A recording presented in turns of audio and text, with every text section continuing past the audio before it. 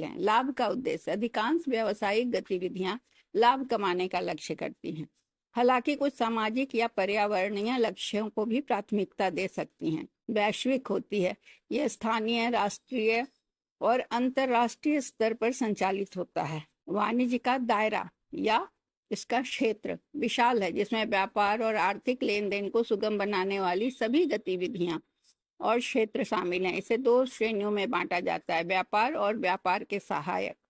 व्यापार वाणिज्य का मूल है, जिसमें वस्तुओं और सेवाओं की खरीद बिक्री शामिल होती है। व्यापार को 2 भागों में बांटा गया है। आंतरिक व्यापार, जो देश के भीतर होने वाले लेन देन है।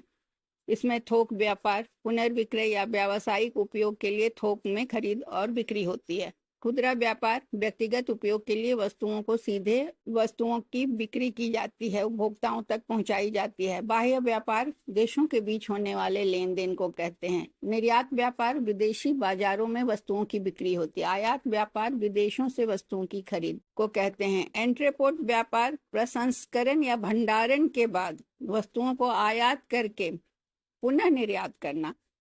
पहले आयात करते हैं, उसके बाद उसको फिर उसका फॉर्म बदल के निर्यात करते हैं। व्यापार के सहायक कुछ गतिविधियां होती हैं जो व्यापार को सुगम बनाती हैं और बाधाओं को दूर कर सुचारू रूप से व्यापार का संचालन सुनिश्चित करती हैं। पहला है परिवहन।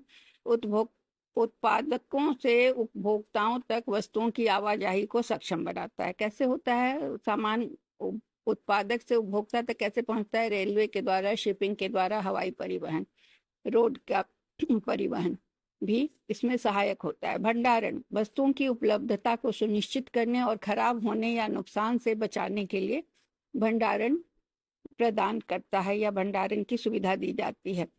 बैंकिंग और वित्त, व्यापारिक लेन देन को समर्थन देने के लिए ऋण, क्रेडिट और भुगतान प्रणाली जैसी वित्तीय सेवाएं प्रदान करता है। बीमा, व्यवसायों को चोरी, आग या परिवहन के दौरान नुकसान जैसे जोखिमों से बचाता है। विज्ञापन और विपणन, मांग पैदा करने और उपभोक्ताओं को सूचित करने के लिए वस्तुओं और सेवाओं को बढ़ावा देता है। संचार, डाक सेवाओं, इंटरनेट या दूर संचार के माध्यम से खरीदारों, विक्रेताओं और अन्य हितधारकों के बीच समन्वय को सुगम बनाता है। पैकेजिंग, वस्तुओं को संरक्षित और आकर्षक रूप से प्रस्तुत करता है। ये सारी चीजें वाणिज्य के क्षेत्र के अंतर्गत आते हैं। कुछ और अन्य पहलू हैं जो भी वाणिज्य के क्षेत्र में आते हैं। उसमें है e commerce. E commerce online खरीद और बिक्री के लिए डिजिटल मंच है, जो डिजिटल बाजारों के माध्यम से वाणिज्य का विस्तार करता है। वैश्वीकरण, विश्व स्तर पर बाजारों